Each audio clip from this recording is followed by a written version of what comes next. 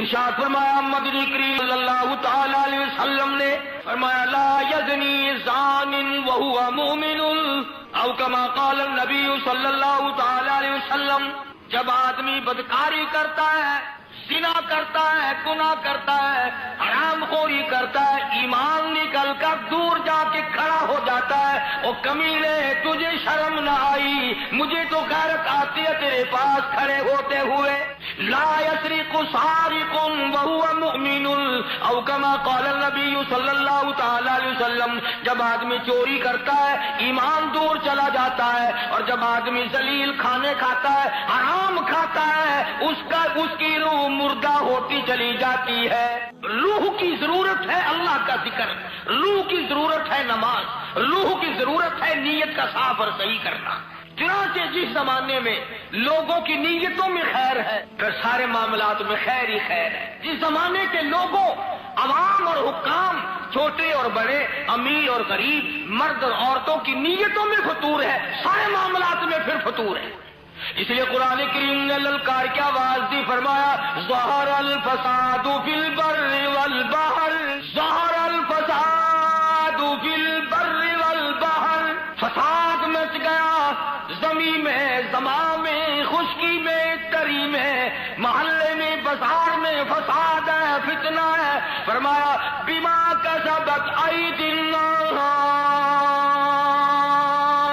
اللہ پاک نے اعلان کر دیا، پہلے بتا دیا، یہ جتنے بھی جھگڑے، یہ جتنے بھی فساد ہے، یہ جتنی بیماریاں ہیں، یہ جتنی پریشانیاں ہیں، فرمایا تمہارے ہاتھوں کی کرتوت ہے، بما کسبت ایدی الناس۔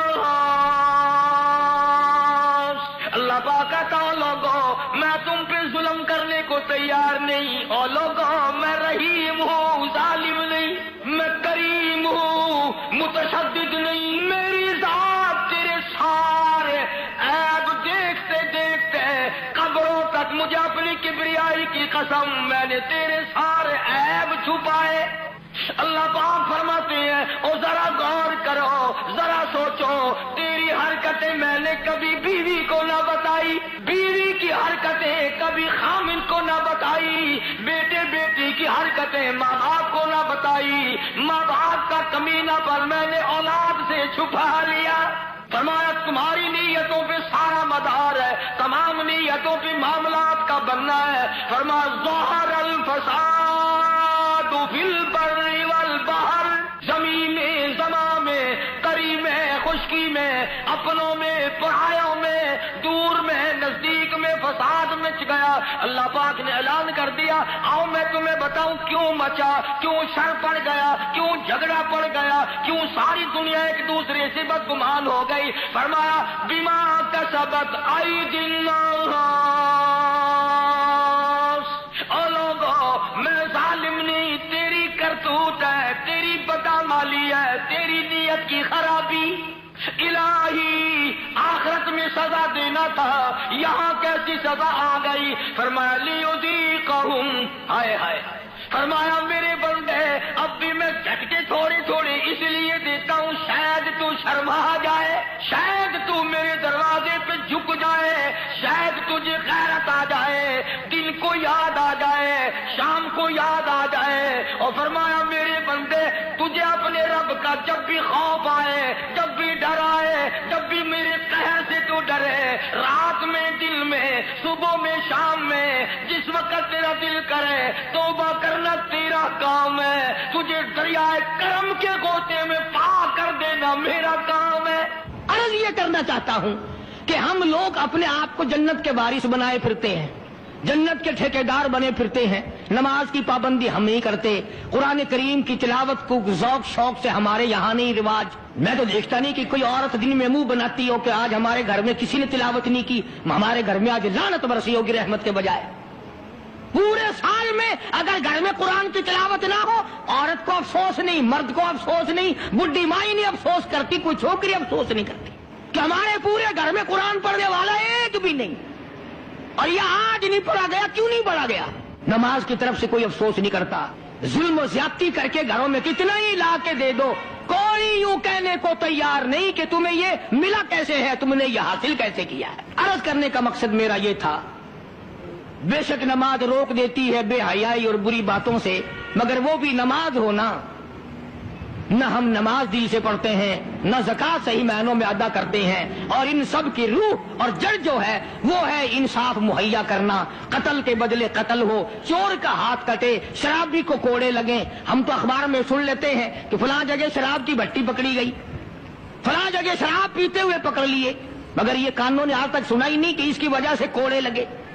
زنا کی سزا ملی، شراب کی سزا ملی، چور کو فلاں سزا ملی، وہ ہم نہیں سن پاتے ہیں۔ اندر ہی اندر افسر لوگ جو گھپلا مچاتے ہیں وہ تمام کے تمام معاملات توڑا کے رکھ دیتے ہیں، اور یہی وہ چیز ہے جس کا قرآن کریم مخالف بنتا ہے۔ قرآن کریم نے للکار کی آواز دی، فرمایا بڑے بڑے لوگ جب ہیرا پھیری کیا کرتے تھے، وَمَن لَّمْ يَحْكُم بِمَا أَنزَلَ اللَّهُ فَأُولَٰئِكَ هُمُ الْكَافِرُونَ۔ یہ وہ لوگ ہیں جنہوں نے اللہ کے نازل کردہ کام کے خلاف فیصلے کیے، تمام خلاف اس کی عدالتیں قائم کی، پرواہ نہ کی، سوچا تک نہیں۔ کہیں فرمایا وَمَن لَّمْ يَحْكُم بِمَا أَنزَلَ اللَّهُ فَأُولَٰئِكَ هُمُ الْفَاسِقُونَ۔ قرآن کہتا ہے جو لوگ میرے قرآن کے خلاف بیٹھ کر فیصلہ کرتے ہیں، اللہ کہتا ہے یہ فاسق ہیں، یہ فاجر ہیں، یہ بدکار لوگ ہیں۔ میرا عرض کرنے کا مطلب منشا یہ ہے کہ ہم ایک طرف سے اپنا دامن صاف کرتے ہیں تو دوسری طرف سے گندگی آلود رہ جاتا ہے۔ اگر مرتے وقت یہ حال ہوا تو ناکام ہو کر کے مریں گے۔ صحابہ کرام نے ان تمام گتھیوں کو پہلے سلجھایا اور اپنی زندگی کو ایسے بنایا کہ مرتے وقت صحابہ کرام کی طرف کوئی انگلی نہیں اٹھا سکتا تھا۔ حقوق العباد کے بارے میں بھی، حقوق اللہ کے بارے میں بھی کوئی چیز ان کو پیچھے نہ رکھ سکی۔ میں یہ نہیں کہتا کہ وہ معصوم عن الگناہ تھے، گناہوں سے پاک تھے۔ ایک مثال پیش کر دوں، گناہ بھی ہوا تو کیسے ہوا؟ صحابہ کرام میں سے اگر گناہ بھی ہوا تو اس کا کیا طریقہ کار اختیار کیا؟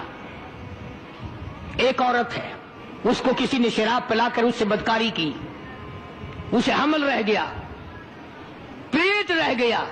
مسجد میں بیٹھے ہو، خدا کا واسطہ دے کر کہتا ہوں ذرا سوچنا، جب عقل آئی، ہوش آیا، دیکھی کسی نے نہیں، مخبری کسی نے نہیں کی، اطلاع کسی نے نہیں دی، خود چل کر آئی دربار رسالت حضرت محمد الرسول اللہ صلی اللہ تعالی وسلم کے دربار میں، اور آ کے عرض کرتی ہے یا رسول اللہ انی قد ہلکت، ارنی کالی کملی والے مجھے پاک کر دے، مجھ پہ اسلام کی حد جاری کر، میں ہلاک ہو گئی، میں برباد ہو گئی، گناہ کر بیٹھی۔ کتنا خوف ہے اللہ کا، کتنا ڈر ہے اللہ کی عدالت کا۔ سرکار دو جہاں حضرت محمد الرسول اللہ صلی اللہ تعالی علیہ وسلم نے یوں منہ پھیر لیا، پتہ نہیں کس حال میں عورت یہ بات کہہ رہی ہے، پھر اس طرف آ گئی، آ کے کہنے لگی یا رسول اللہ انی قد ہلکت، کالی کملی والے میں ہلاک ہو گئی، برباد ہو گئی، طہرنی مجھے پاک کرو، مجھ پہ اسلام کا قانون لاگو کرو، جاری کرو۔ آپ نے فرمایا کچھ پی کے تو نہیں آئی اس وقت؟ کہتے نہیں۔ کوئی نشہ تو نہیں؟ کہ نہیں۔ کسی نے تجھے یوں ہی برنگیختہ تو نہیں کر دیا؟ کہتی ہے نہیں۔ کہنے لگی مجھے حمل بھی ہے۔ فرمایا اچھا اب حد نہیں تجھ پہ جاری کی جا سکتی، گناہ تو نے کیا، بچے نے تھوڑے ہی کیا، وہ بھی تو ساتھ مرے گا، اس کا جواب عدالت خداوندی میں کون دے گا؟ چلی گئی، بچہ پیدا ہوا، پھر بھی حضور کریم صلی اللہ علیہ وسلم نے اس کے پیچھے کوئی ڈائی لگا کے نہیں رکھی کہ جب بچہ پیدا ہو پتہ دینا، اس کو فوراً حد جاری کریں گے۔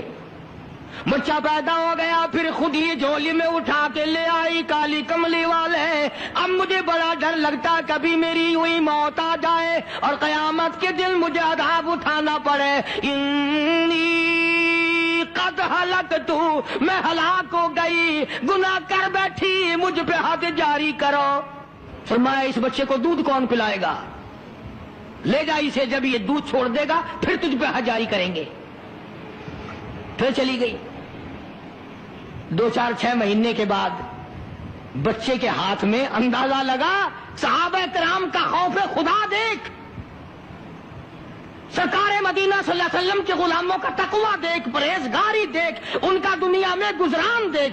2-4 महीने के बच्चे के हाथ में टुकड़ा देकर और लाके हुजूर की खिदमत में बिठा दिया और हाथ जोड़ के कहने लगी, काली कमली वाले आज वापस नहीं जाऊंगी, अब तो ये रोटी खाने लगा है, ये मेरे मनहूस कदम अल्लाह की पाक जमीन पे नहीं पड़ने चाहिए। बुलाने कोई नहीं गया, गिरफ्तार करके लाने कोई नहीं गया, सिर्फ खौफ है आखिरत का, डर है दिल में कयामत का, अल्लाह सुब्हानहू व तआला के कुरान पर ईमान है। तो गुनाह भी अगर किसी से हुआ तो यूं करता था गुनाहगार, आज की तरह तो नहीं है। उल्टा चोर कोतवाल को डांटे, जितना ज्यादा बदमाश उतना ही ज्यादा और ऊपर को चढ़ता हुआ, और हम सब उसकी ताईद करते हैं।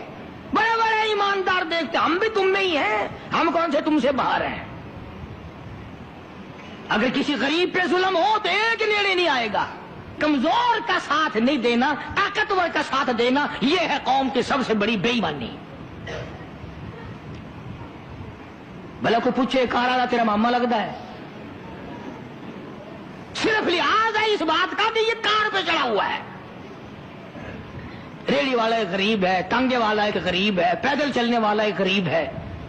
इसी तरह हर सतह पे देख लो, ताकतवर का साथ दोगे, बड़े का साथ दोगे, छोटे को रगड़ोगे, टांटों के नीचे पीस के रख दोगे, लेकिन ये सब कुछ दुनिया में करोगे। मैं आखिरी बात कहता हूं, मौत आएगी और तमाम को चबा के रख देगी।